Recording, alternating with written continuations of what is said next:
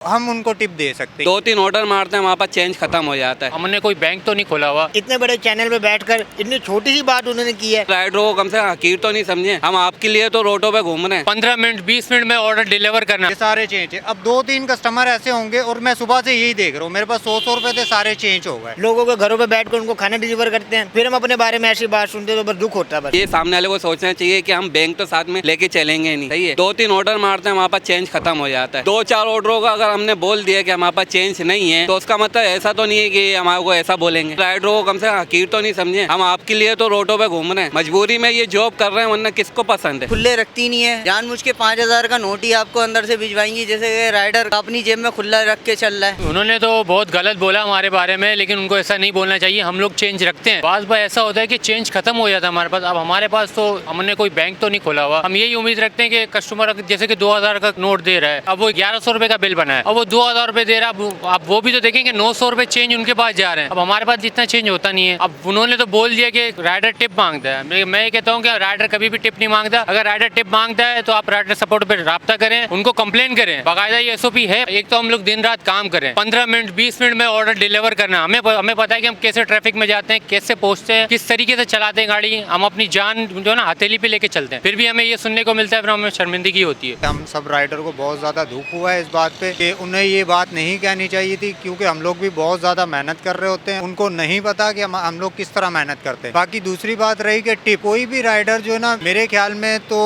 खुद से टिप नहीं मांग रहा होता। अगर वो टिप खुद से मांग रहा होता है तो आप कंपनी पे उनकी कंप्लेन कर सकते हैं। अब देखिए मेरे पास ये सारे चेंज है, ठीक है, ये सारे चेंज है। अब 2-3 कस्टमर ऐसे होंगे और मैं सुबह से यही देख रहा हूँ, मेरे पास 100 रुपए थे, सारे चेंज हो गए।